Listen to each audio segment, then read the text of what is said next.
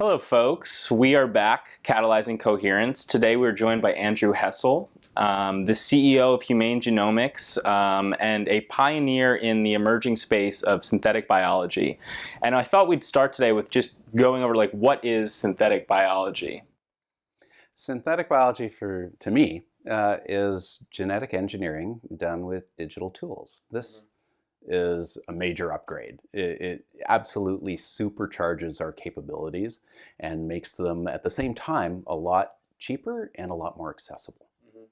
At the core of the field, if you kind of want to see a device or something that to really understand the field, there's a machine called a DNA synthesizer, which is like a 3D printer for the DNA molecule. And since DNA is ultimately the code that runs all living things, having a 3D printer for the DNA molecule and the design tools to be able to connect to that printer really opens up the ability to program life. Mm-hmm.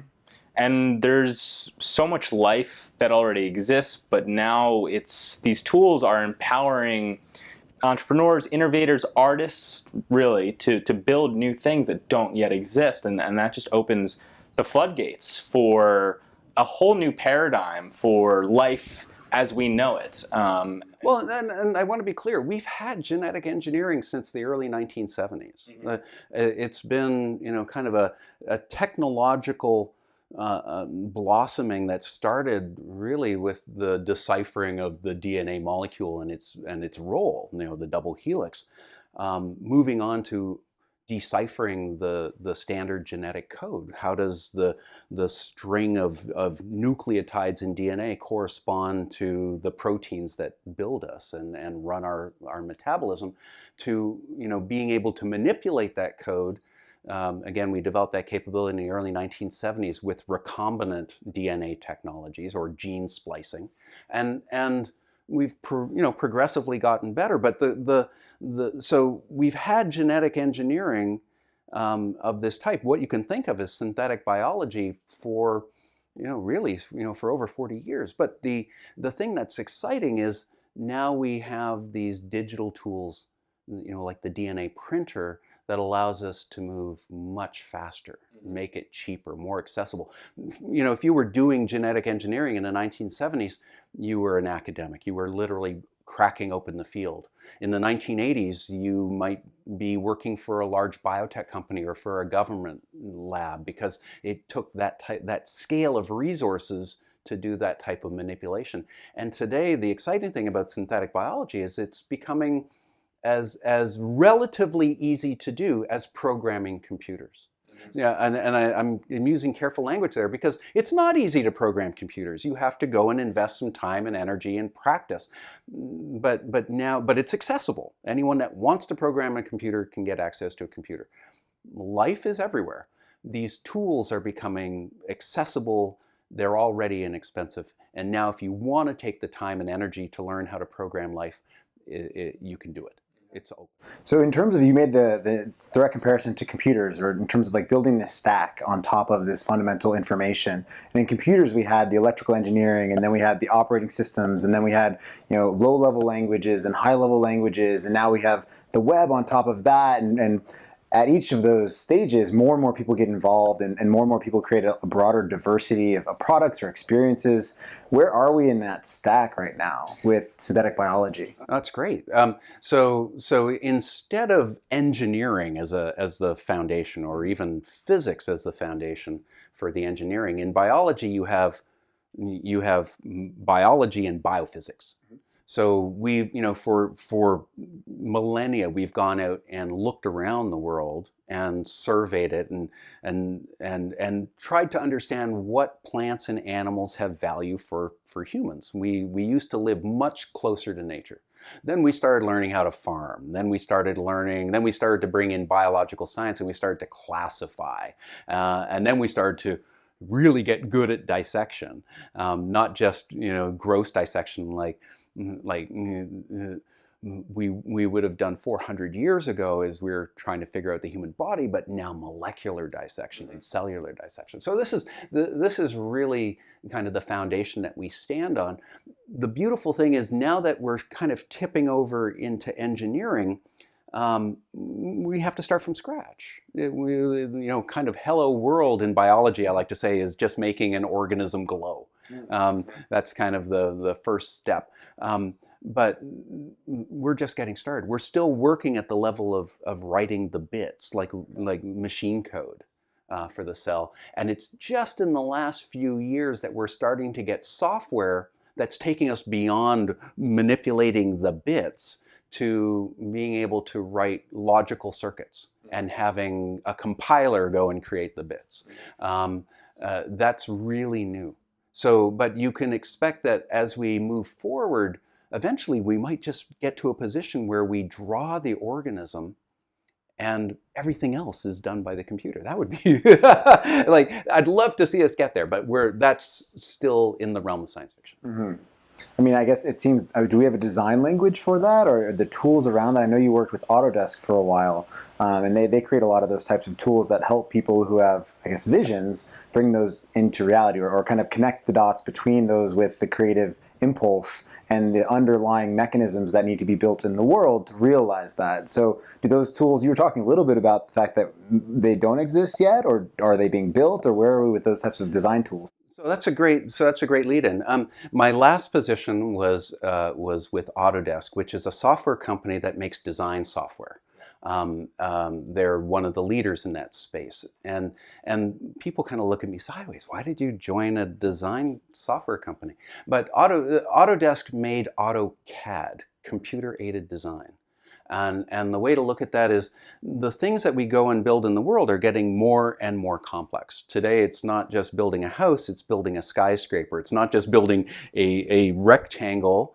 We want beautiful flowing things. And we simply don't have the human ability to design that types of complexity at a reasonable cost. If every floor in a building is different, you have to do complete calculations on that, and the physics get really, really challenging. And that's where computer-aided design makes complexity possible.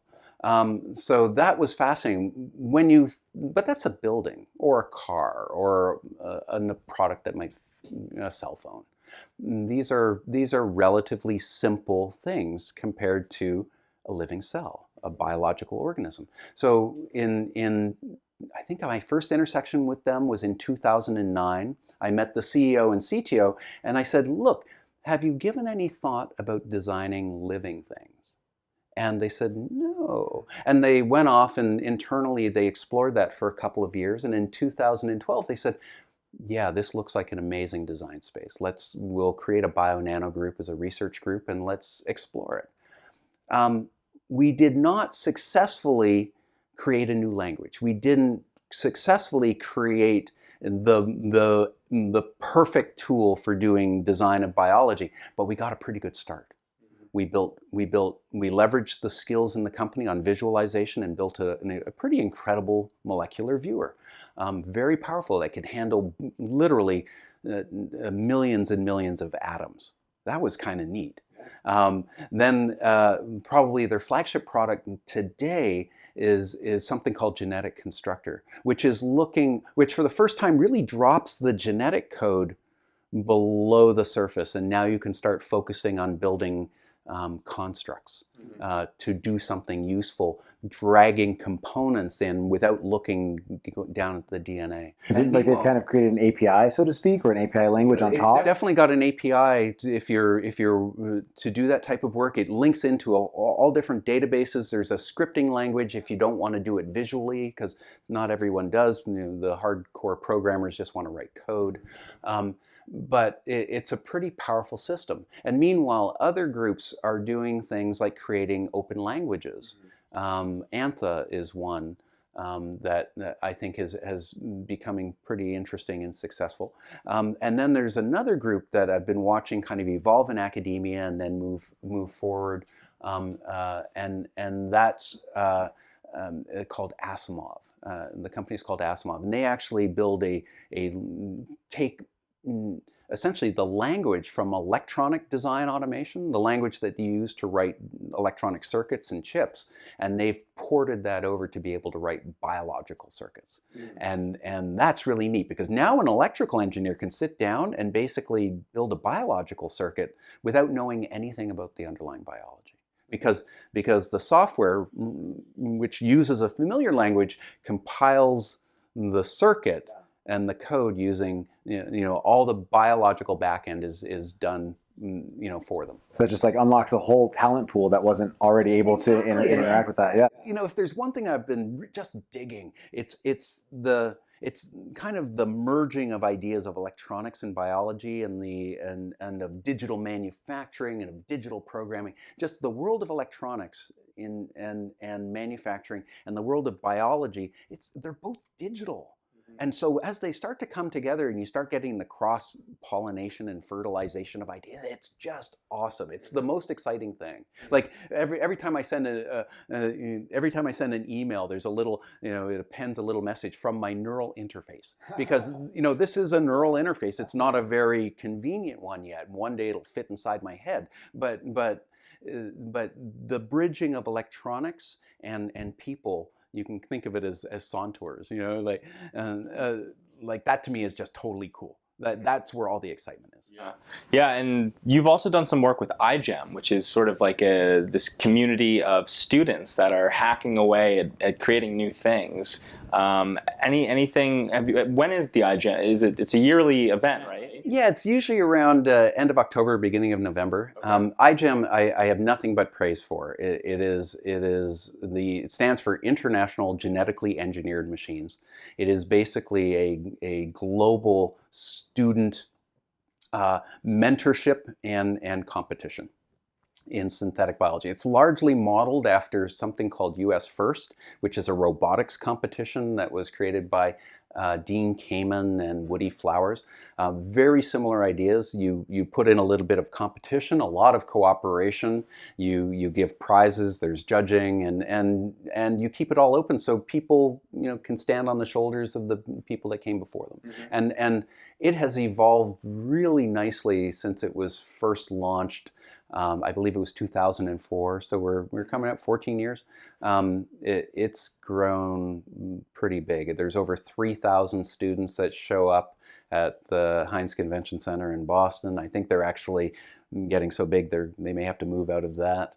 I think over 30 or 35,000 students have been through it now. So this is kind of a whole new generation of biological engineer.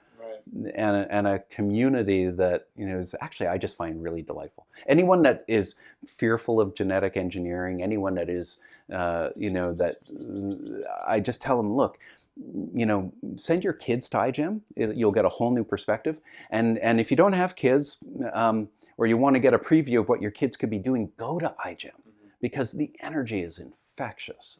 It's you don't see that type of energy at monster truck rallies, Yeah. So I guess that speaks to this very different perception or relationship that the younger generation has to the idea of potentially taking synthetic biology to this new level of interactivity or of design and engineering. Community. Yeah. And that's very different, I guess, in your perception from some of the, I guess, more established perspectives from that might be brought to the table by adults who are more fearful or scared or concerned. At scientists in a stereotypical way, lab coat and pipette and safety glasses and all. No way. Like, the new generation of scientists are young, they're tattooed, they sit in front of computers most of the time. They're programming robots in the lab. They are so much more interesting and social and dynamic, and they can do things that their professors could only dream about at their age. Like, when I was going through my cell biology training, if you could sequence a few hundred base pairs of DNA and write anything about it, you got a PhD. Today, just sitting here in my backyard in Russian River, I could run a genome project. I already run a synthetic biology company, and we're just getting started. Yeah. One of the things that really inspired me was I was super fortunate. Like, I was a grad student one day, And the next day I was reporting to a vice president of a global pharma company and helping this research center that he ran, stay at the very forefront of the field. And so it was kind of a dream job. But I didn't ask for it. I just fell into it and I ran with it. And it was the perfect time because genomics was exploding in terms of reading DNA. That was pretty cool. And suddenly being plugged into a pharma company, which, these companies print money. Like, I want to be clear, most scientists have to write grants. These companies printed money. It was just, it was remarkable. But watching the capabilities blossom was nuts, because what I saw was the technology that made these companies possible was accelerating so quickly that basically they would open up to everyone. Today, anyone can sit down and do exactly what a major pharma company did 20 years ago. And they can do it for pennies on the dollar. And the reach that an individual can have into the world today has never been greater. So, like, this is truly a golden age of biology, of genomics, of understanding human condition at a very, very low level, of understanding nature, of really tapping into probably the most sophisticated manufacturing capability we've ever dreamed of, which is self-assembly from from elemental materials. Yeah, self-assembly is a beautiful aspect. All of life is self-assembled. It's autopoietic. And when we think about this emerging space, what do you see in terms of the self-assembly of the synthetic biology space and the communities around it and the discourse? Is there a sense of collaboration that's taking place? Yeah, well, there's a collaboration on a variety of fronts. Like, academia in general is fairly collaborative. The waters have gotten a little muddy now that it's become a little more entrepreneurial, but for the most part, academia is open. Okay, there's some gateways, with the journals, etc. But for the most part, they're becoming more. They're pretty transparent.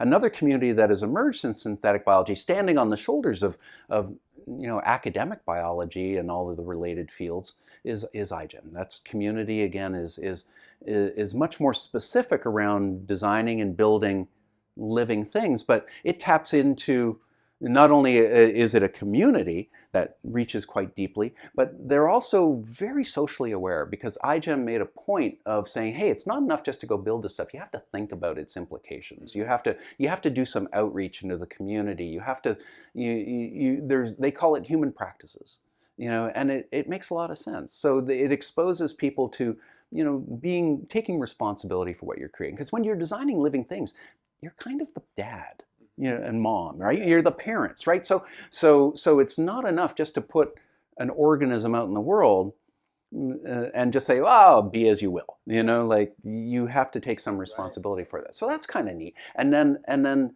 now we're starting to see the emergence of an even broader community where it's a network, mostly connected digitally. It goes beyond IGEM. Now it's this industry players, it's government players, it's students, it's all levels. You don't necessarily, it's older people that are looking for new careers.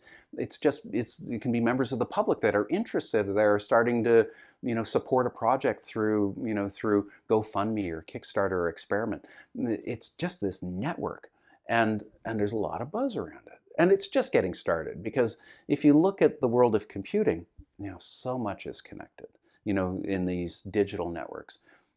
Biology is all connected on a genetic level. Now we're learning how to connect more and more of that biology through the digital technologies.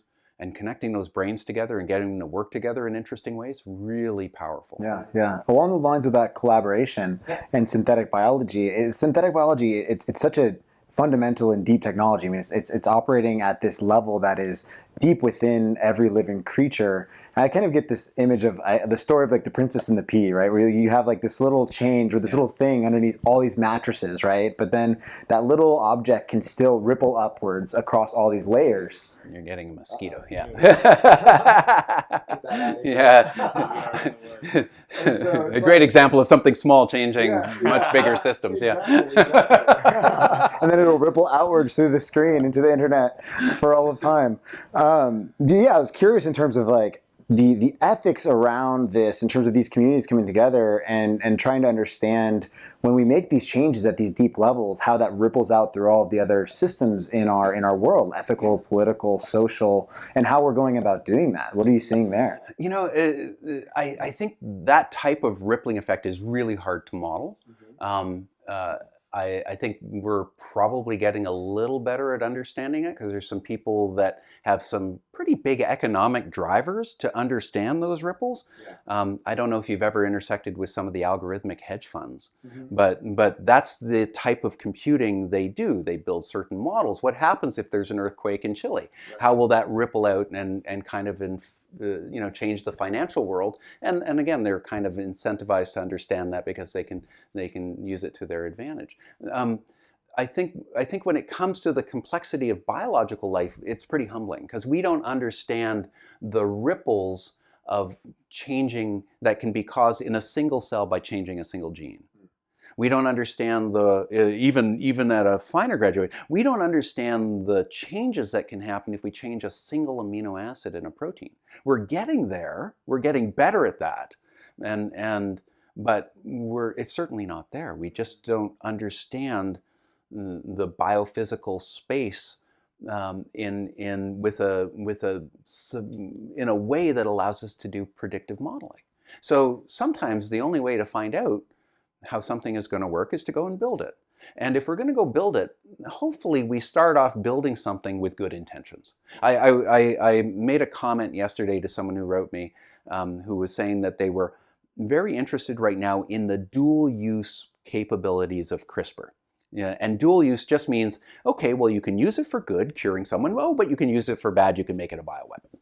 And I wrote back and said, well, I fundamentally disagree with the terminology of dual use because it's meaningless. Because tell me a technology that isn't dual use. Sure. And if I can't use it as a classifier, then essentially it just isn't valid.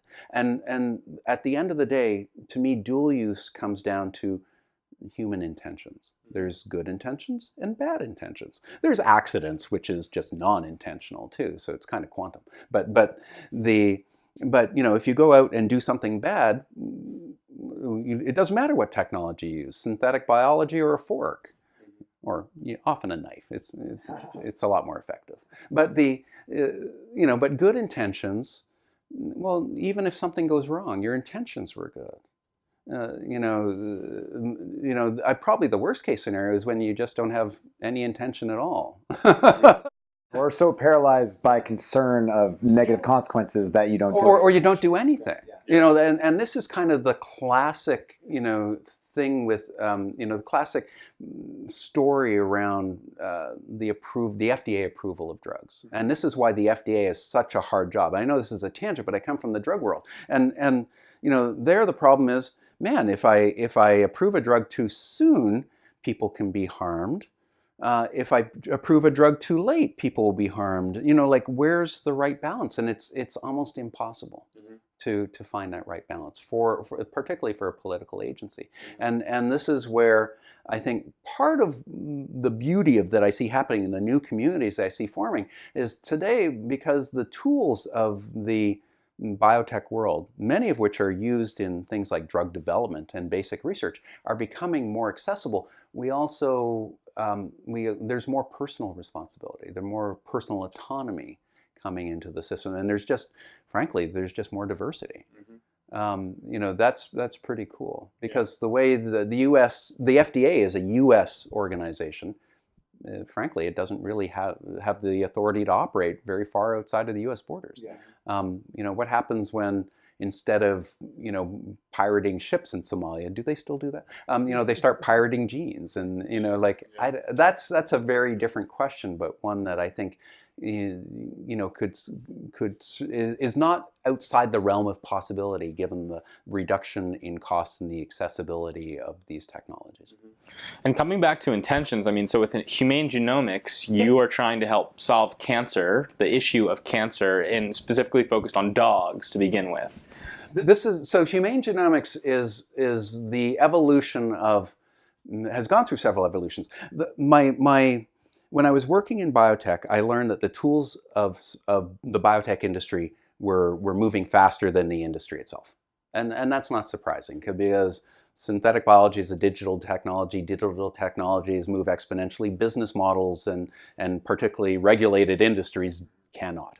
So that was kind of the genesis there. So, and because I worked with a company that made some really important drugs for cancer, I was always exposed to cancer. And cancer is actually, I just want to be clear, it's a really simple disease. Like, it's really simple. It manifests in all different forms. Sure. But it's a really simple disease because it's actually an infection of an individual's body with some of their own cells that are just misbehaving.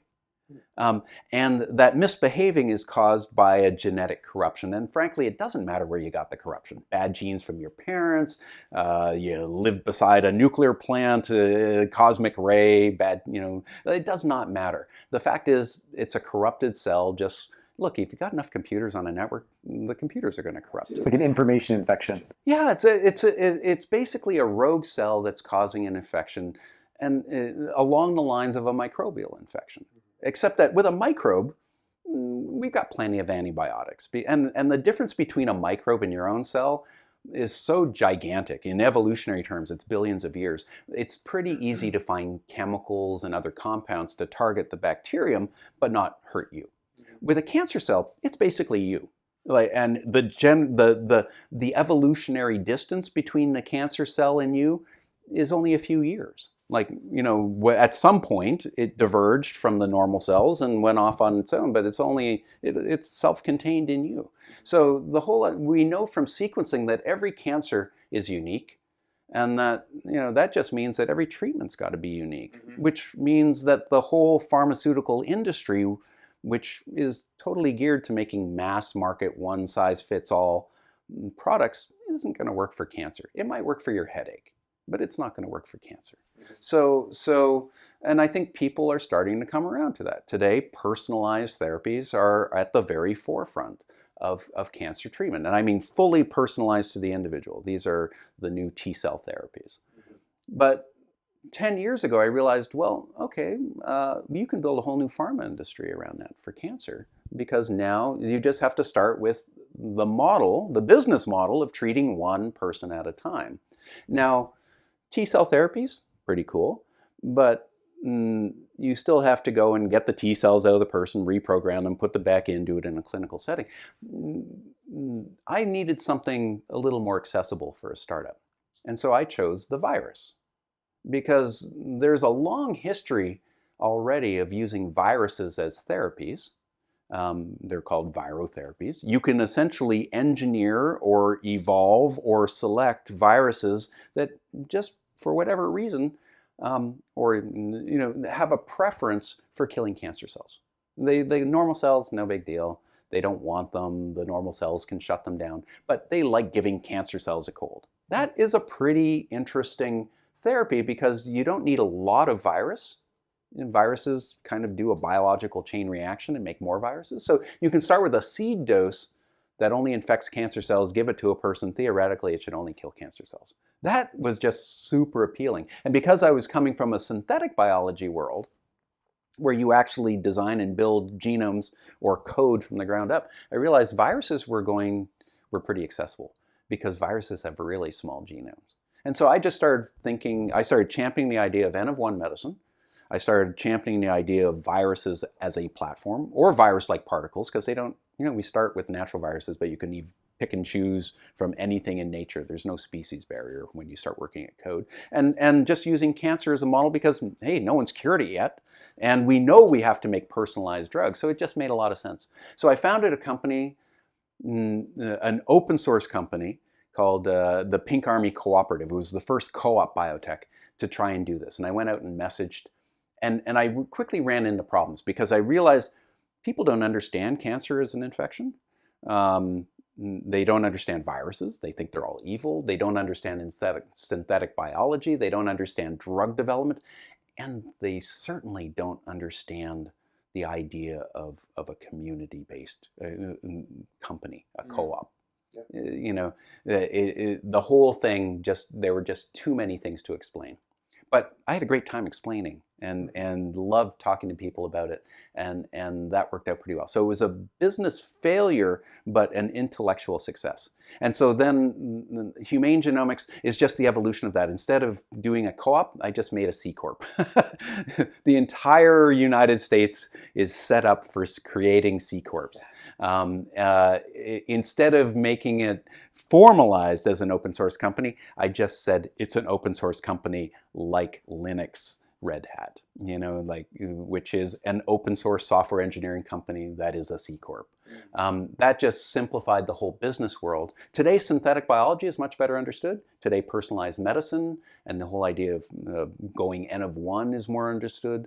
So really now most of the things that were frustrating and required a lot of education are just coming into line. And now we just have to start cranking the wheel. So we're working with dogs because we can move to the clinic much easier than we can with humans.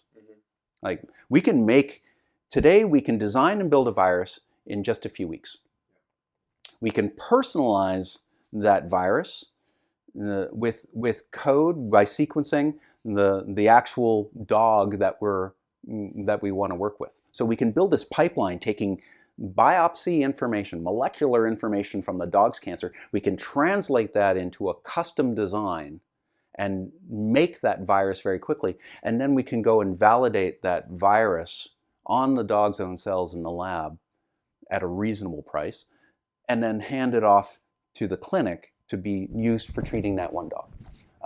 All at a price point that's less than a single human treatment for a T-cell therapy. And would the goal be to then extend that into human trials as well? Yeah, well, here's the cool thing. You work with dogs. Dogs get all basically the same cancers as us. They live in our homes. They're kind of four-legged family members. Totally. But there's no placebo effect for the most part. They take their drugs if the humans give it to them, pretty reliably. Just feed it. So they're much easier. They're much more agreeable animals to clinical trials, and we're highly invested in giving them quality care. Honestly, most people don't care about mice. They're great research animals, but it's not like, oh, poor little mousey.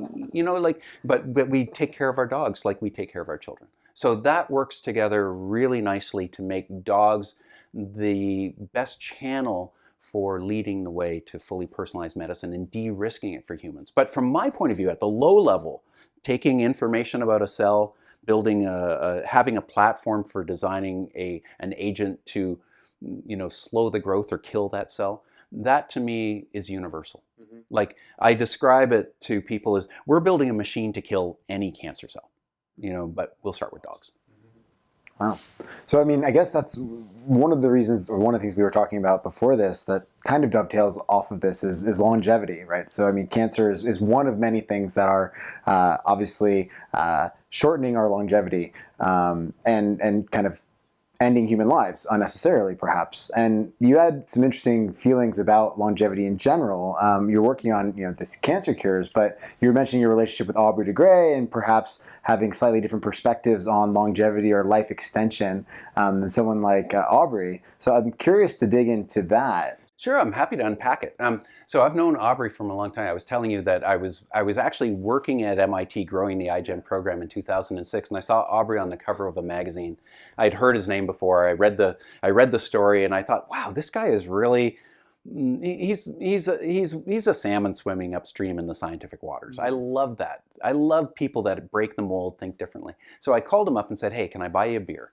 and I flew to Cambridge, England, and we just geeked out. And his whole thing is longevity. My whole thing is building organisms. So it was actually pretty close. So we've always been friends. We've always stayed close ever since that first meeting, and we intersect fairly often. And I want to be clear, longevity is an important pursuit for humanity. I think that living long, healthy lives is incredibly important. The problem that we run into is we don't have essentially a guiding star for the engineering of humanity for immortality. Like, we just don't. We're already very long lived. We live 3 times longer than we did, perhaps 1,000 years ago, maybe 2,000 years ago, just because of some of the improvements that we made in just food and waste management. So this is important. But we don't have the guiding star. If you gave me the ability to write human genomes from scratch today, which we're working on, we can talk about that. But if I had it today, I would not know how to engineer humans to live happier, longer lives. And the only way to really find out is to go and live a long, happy, healthy life and see what's the limits. We've gone and sequenced people that are 100 years old or older, and that gives us some clues. But none of these people were out, playing tennis and racing cars. Like, these are, you can't. Come on, biologically we peak at 25, and that makes sense from an evolutionary standpoint. So I want to be clear. Longevity is an incredibly important pursuit, even as important as going to Mars or exploring the universe, or doing any pioneering effort. But the challenge that I have with the idea of maintaining this body forever, which is kind of what Aubrey puts it at his core, to me just doesn't work. Because look, imagine we just maintained a car forever. It doesn't matter what year. I've got a 2014 Jetta that's in the shop now. If all I could ever do was maintain that 2014 Jetta forever, perfectly, well, I'm just going to keep falling further behind. Cars will electrify, they'll get started, they'll have, they'll become autonomous, they'll have, already it doesn't have many, I can't wirelessly hook up my phone, and play music easily. It's just, you just fall further and further behind unless you can augment. So that's my problem with longevity. Just maintaining these bodies, even if we could just lock us in at this age, we're just going to fall further and further behind. That's just the body. That's not our brains. Yeah. So I think it's important to continually evolve and upgrade. And that's kind of what we're doing with children. So everyone knows that naturally. You go and have kids, you start with a pristine cell, it's genetic, hopefully it's genetically perfect, and you go and start with a new human being, and you start all the stuff that we built and create in the past, they just take for granted, they go and move beyond us, they stand on our shoulders. So I think we have to, that to me is my idea of longevity. Not how do we go and have more children? Great, that's awesome. But also, how do we become children again without having to start and relearn everything from scratch? How do we accelerate that process? So it's not taking your entire consciousness and making it unbroken. It's taking what selective parts of our consciousness that are worth preserving and continuing that chain. And I think we're going to actually get there. Like, I can write, if I sat down and wrote a memoir, I could pretty much write most of the important thoughts that I've had, in a relatively short document. And all of my financial and digital and physical assets I can already transfer. So I can already in some ways create persistence. I can't necessarily guarantee that those ideas and my thinking are going to go on the same vector, but I don't know what my future vector is. I can also amplify it because I can have a lot of kids. In fact, I don't talk about this very often. This is kind of this is something that I'm becoming a lot more comfortable with. But I love the idea of creating dynasties, not necessarily just with my own code, but now that I have children, I have 2 children, 3.5 and 8 months, I want 2,000 kids. I want to understand how to scale kids. The only reason I have for accumulating any type of wealth is to go and support more kids. And like that to me is real longevity. When like it kind of goes to the idea, I think they said this in Westworld, you're alive as long as someone remembers you. You know, like that to me is like, which speaks to this idea of like there's the biological and then there's also like that cultural meta layer, right? And like some of the information or like your pattern or echo gets encoded in that meta layer and it reverberates for some period of time. And how do you keep that alive for as long as possible? So how do you keep echoing through time? I'm down with the longevity. I just want us to think bigger than just our bodies. I want us to, I want to see ways, you know, for humanity just to persist and thrive.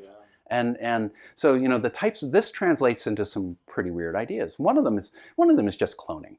Like, I don't understand why people are afraid of cloning, like at all, or why there's any resistance. In fact, I think that's going to fall away fairly quickly because cloning is just time-displaced identical twins. And it's code reuse. It actually makes a lot of sense from a programming perspective. You don't want to sit down and write code from scratch. It's going to be buggy, you know, but if you can reuse code, and particularly if you can do tweaks and edits like you can do with CRISPR, you can continually refine the code until it just becomes better and better and better. So if I was making a clone of myself tomorrow, which I would happily do, I would also as like a backup or as like somebody to be alive in the world with you as like a co-conspirator? To me, it doesn't look. If it's not so much a backup, it's not like I need spare parts. But I think just the idea of code reuse. If I could raise a clone of myself, I don't see any problem. It would just be another kid. It would probably, you know, it would be a kid that not only got my love as a parent, it would also know that it got a certain narcissistic kind of love. An interesting way of testing the nature-nurture divides. Well, yeah. Well, so this is, you know, to me is pretty interesting. And so to me, there's just, I think cloning is going to emerge somewhere as a really fascinating new offshoot of human evolution.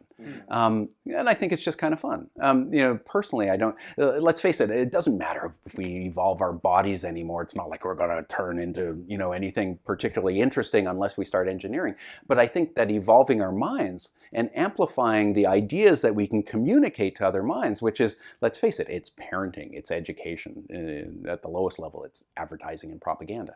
You know, I think that's far more interesting. So I think pretty much all the time, babies, clones, and kind of the future of human evolution. And where that opens up, I have no idea. But you know, today the idea of reading code and writing code allows you to do what Craig Venter called biological teleportation. You can literally, you know, if we had a DNA synthesizer on Mars and a DNA sequencer here, you could essentially transmit code and boot up organisms on Mars pretty easily. That's kind of cool. One day we could be able to do that with the human genome. That's kind of neat. In the interim, if I wanted to start a bloodline on Mars, I just have to send some frozen embryos, right? And, you know, of my kids or my clones, and send them off to Mars and have them be born there. And, you know, so I could start a Martian bloodline. I think grown in the Martian human garden. Grown in the Martian human garden. Well, I love. Put it this way, I think it's actually really deeply encoded for us to have an attachment to where we're born.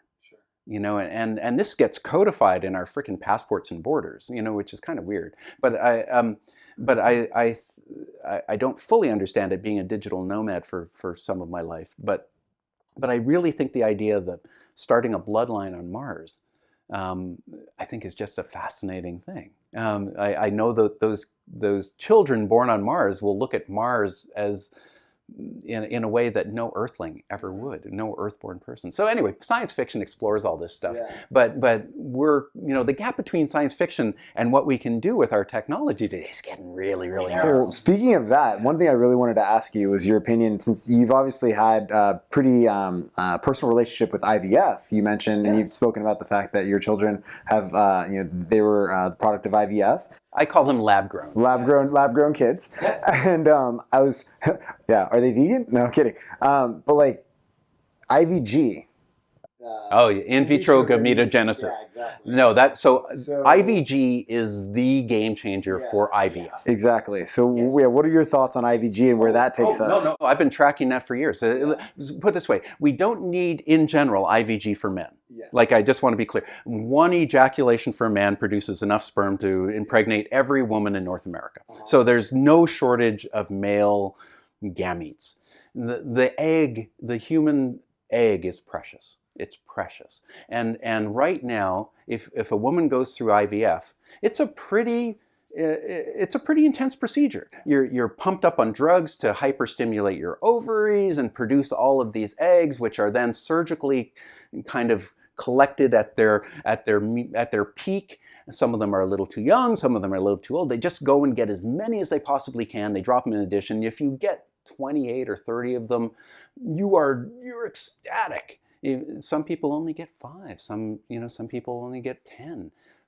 But it is, these eggs are precious, precious, precious, because to get those 10, 15, 20 eggs, you generally have to spend somewhere around $15,000 per cycle just to get the eggs. And then there's genetic testing and screening, and you still have to do the implantation, et cetera, et cetera. There's still a lot more downstream work. But if you can reduce that down to take a blood sample from a mom and go and turn some of those blood cells back into stem cells, and then they'll turn those stem cells into eggs, that's a game changer, because now it means, literally from a blood draw, you can go and have millions and millions of eggs. So just from where does that take IVF? Well, fertility issues basically go away. It becomes a lot more affordable for people, but it also opens up the idea, even without genetic engineering, now you can start doing genetic selection. And I know that there's going to be a lot of people resistant to that. They think every embryo is precious. Well, that's not exactly true. Today, we're already at the point where you have embryos in a dish. We go and do genetic testing, and many of those embryos after fertilization have gross genetic abnormalities. And so we discard them. We never give those a chance to be born. Chances are they'd miscarry naturally anyway. Some of them would be fine. We tend to be conservative. But if we find an error, we discard them. The idea of having IVG and millions of eggs potentially is now we can select for features that we think are important. Granted, IVG and millions of eggs, without the ability to assay those eggs cheaply, is kind of a bottleneck. But right now, the bottleneck is getting the eggs. It's looking like they've done it with mice. They've started to take some of the steps in human. I would expect that within 5 years, we'll figure out IVG for humans, and very likely advance to the first pregnancy. Does it also open up the possibility, we were talking about cloning earlier, in terms of like taking your own blood cells and creating a male and female sex cell and creating a fertilized cell from that? It just gets weirder. Is that a thing? Yeah, like, it seems, because like when I read about it, I was like, hold on, in theory, is that going to happen? That'll be interesting. Yeah, well, a woman doesn't have a Y chromosome, so she wouldn't be able to make a man, but a man could make a man and a woman. Okay. Whether, it would still take a little bit of genetic tweaking to make it happen, but yeah. But, the thing that I find, the thing that I find really interesting about this is if we do learn how to build an interface between our biological brains, because it's a meat computer, and our electronic brains. And that doesn't necessarily mean figuring out how memory is encoded, because we can put a tap on our nerves essentially and just take the same information that's going to the brain and shunt a lot of it off. Something like Elon Musk's neural lace program. Yeah, well, the neural lace is a slightly higher resolution form of brain implant. I like we were talking about this in the car on the way up. I like the idea of building essentially a miniature cell phone that can fit in every cell. If you can make a cell phone, whether it's electronic or biologically sourced, is irrelevant. But if you can fit a cell phone inside of a virus, you can now put essentially a cell phone in every cell that the virus can infect. That's not unreasonable. We already build fairly complex, we build electronic components to that scale. Building a circuit at that scale is not impossible. It would be a simple circuit, but all it essentially has to do is monitor some of the activity that's going on in a subset of cells. I think that there's a pretty high chance that we are going to build much more, they call them neural modems, essentially, that very, very high bandwidth neural modems. And if that's the case, we can start to record a lot of the sensory information that we're getting and put it into a format that we could essentially transmit it and perhaps upload it into another brain. I love that idea, because now we're no longer constrained by these physical forms. If we want to go and spend if we want to go spend some of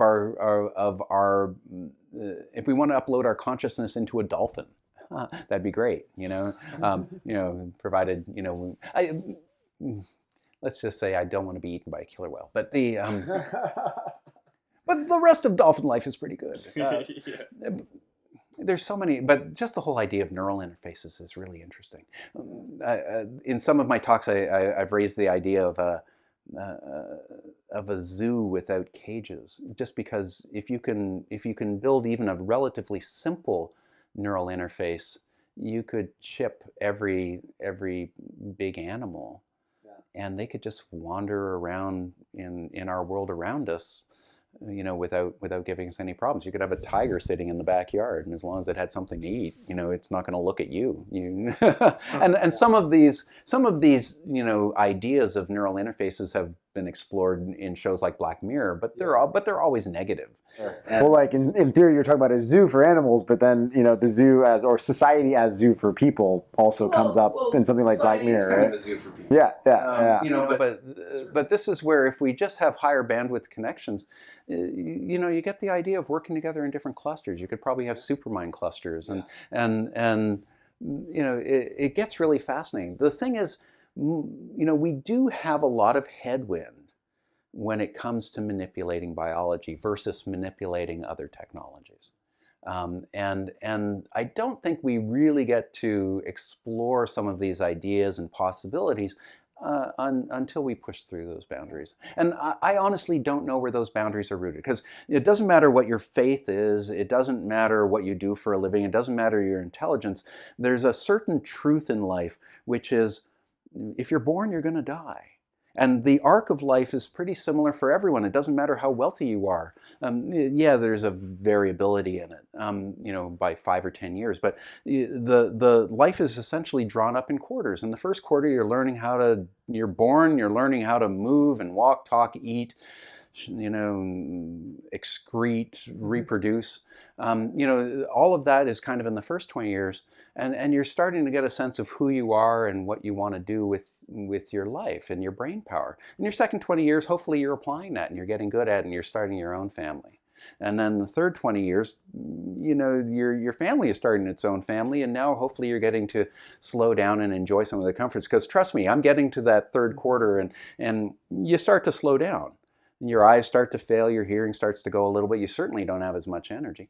And then in the last 20 years, it's basically all decline. Like you're just kind of winding up your affairs. And yeah, there's anecdotal differences, but that's kind of life. So why that doesn't scare the hell out of people that want to continue on? No, scare is probably the wrong word. Why doesn't wake up people and say, look, we can manipulate the entire world. We can build dams and change the course of water flows. We can see clouds. We can go to space. We can go to the bottom of the ocean. Why can't we? What's wrong with thinking about how to, tweak ourselves and our children to be a little different? Like, I understand that there may be some religious perspectives that are very restrictive, but I'm sure there were people. Well, there were people that didn't want the cotton mills and essentially the textile mills. There's people that didn't want computers. There are people that didn't want robotics because they were worried about their immediate existence. I think that most of our fears of technology are unfounded. That technology in general doesn't always make life easier, but it supports more life. It makes more life more interesting. It empowers more people. And I think biotechnology will be the same thing. You think it's fair to say that our fears of technology are somewhat displaced fears of what we don't know about ourselves? Yeah. What we fear about ourselves? Yeah, and I think our entire, I think our brains and our bodies have basically, we have evolved to be careful. To go and we explore, but we explore carefully, step by step. Um, and I think that's really important, to be kind of bold in your exploration, but do it incrementally. Except that the incremental pace of things is accelerating, and this is where I think young people tend to scare old people today, because the things that you could do a generation ago in a given period of time, well, you just couldn't get as much done. You can just run so much faster today that I can understand the fears of people that can't keep up with the pace of change, or feel they're getting left behind, or feel or they're being marginalized, or that they just don't matter anymore because again, people have just moved on. Yeah. I appreciate that. I think probably the way we start getting beyond that is by just being more inclusive, by recognizing that people have their opinions and their voice. Hopefully, and by sharing a little more. I think that a lot of these social dynamics are, the differences get reinforced and fortified because there's not a lot of cross pollination, and so there's inequity. And boy, you see this directly on the streets of San Francisco.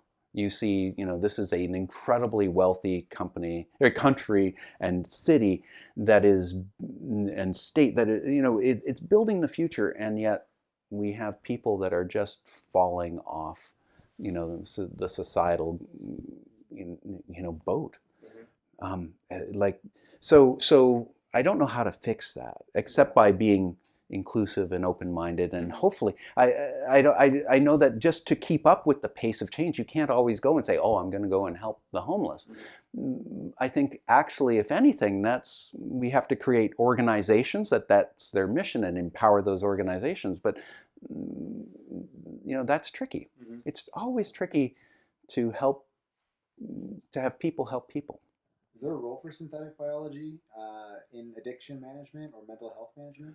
Oh man, yeah, but when it comes to addiction management, I and the current problems with opioids, remember, these for the most part are prescription drugs. They're also yes, there are some synthetic opioids out there. It's a pretty simple molecule.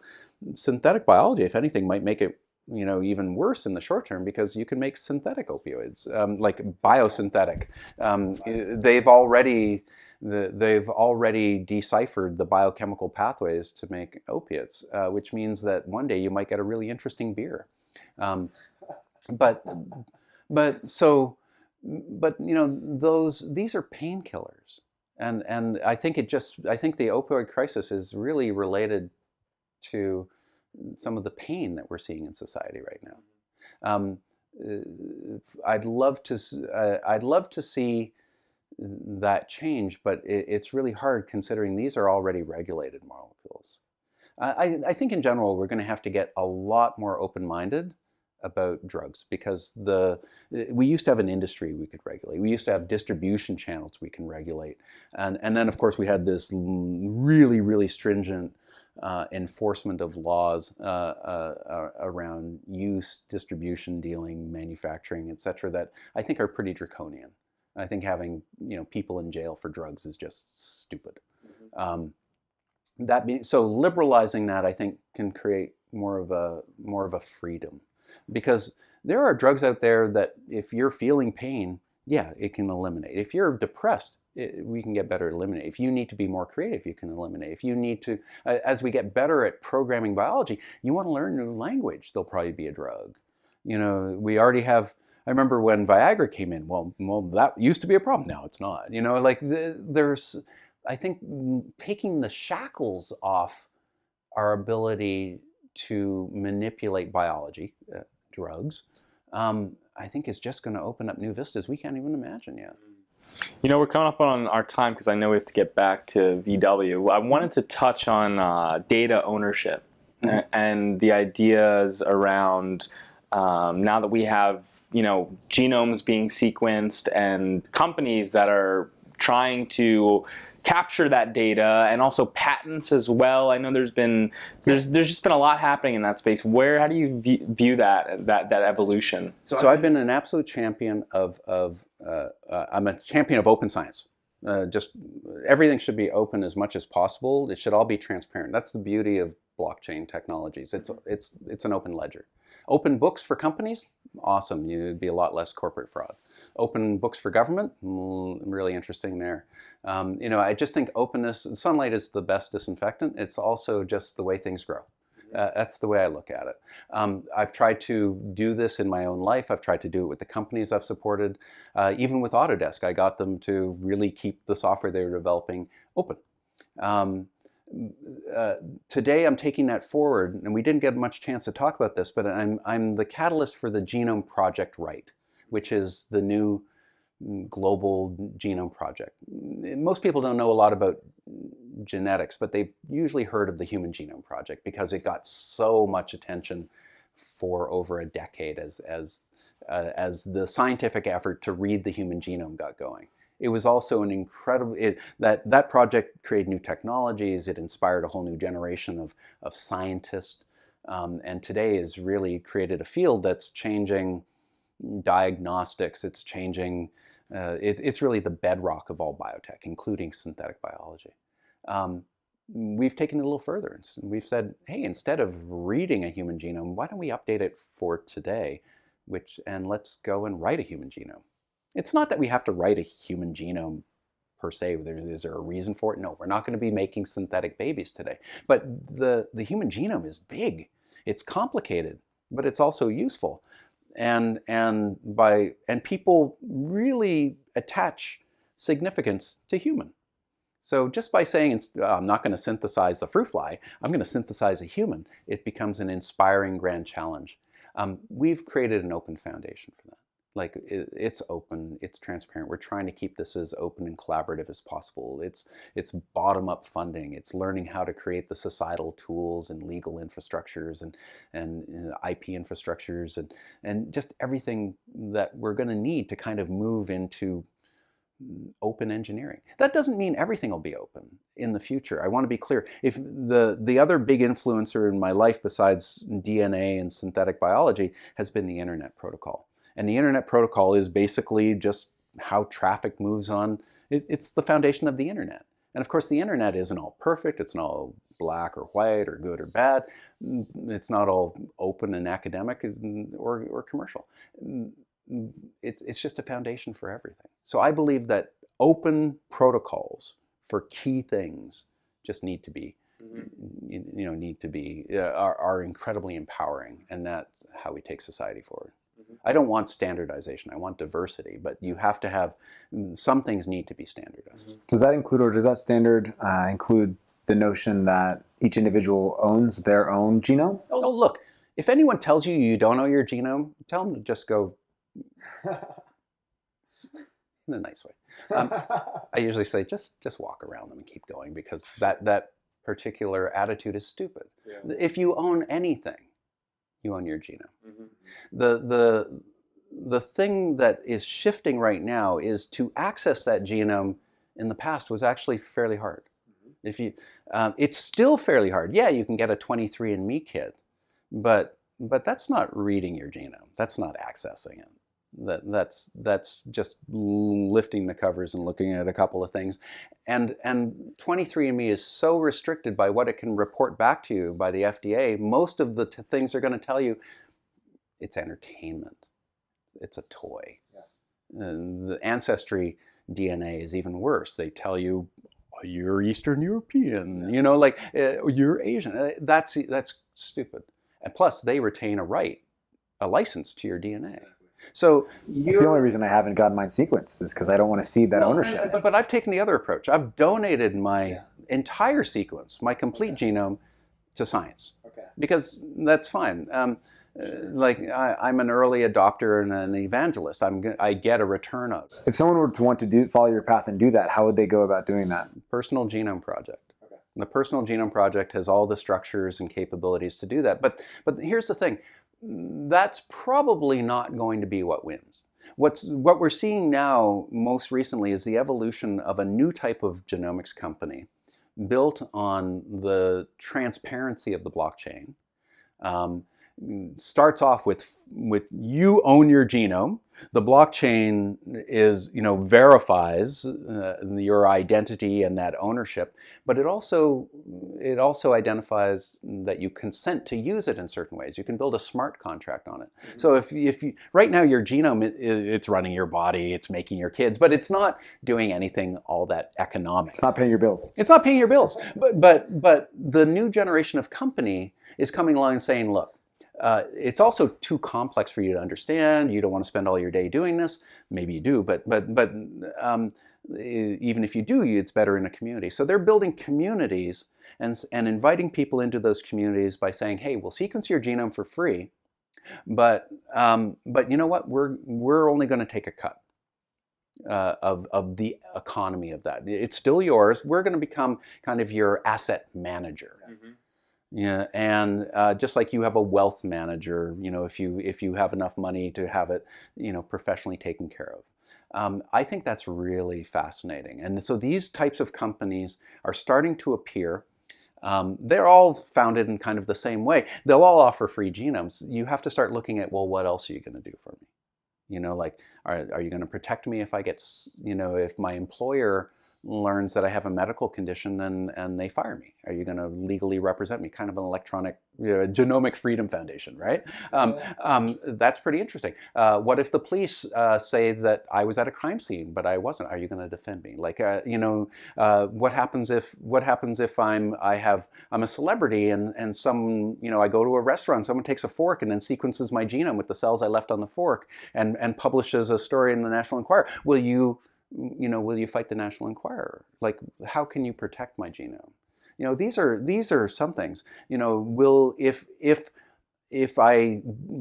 help me create a smart contract so my genome can be used by pharma? But if a drug is made based on that information, can I get the drug for free? Or can I get a percentage of sales? Again, we have an opportunity now to create contracts with our genomic DNA. And it's interesting because individually, we're not worth that much. Some of us are. Some of us have superpowers. Some of us have amazing traits. But individually, we're not worth that much. We kind of fit in an average. But we still have value. And that value, the value of our DNA extends through life and beyond. So the challenge today is how to enumerate that value. But if I take the genome out of it and I just take the you, I can estimate that value pretty clearly today because you're probably on Facebook. And Facebook has a value for you. Yep. I know what that value is. I can figure it out because it's pretty much public data. I just know this. The value of that data, which you can share as many times as you like, plus your genome, is even more. So the group that learns how to build community is going to become a very important group. Just like I watched Congress and senators deal with Zuckerberg a few months ago, and it was really interesting. I think that whoever runs the next big successful genomic company is going to be even more powerful. That's why I don't necessarily think it should be run by a person. I think it should be run by a community, and that community is will. I think it's going to be really interesting. In some ways, you could say, well, it's run by a machine. But we still need people as kind of representatives of machines. Definitely. Well, it's great to have you as a pioneer in this space and pushing these things forward with the right intentions. It's great that you're trying to get these intentions seeded in the world. Yeah, we really appreciate you having us over here. You are more than welcome. Thanks, Andrew. Thank you.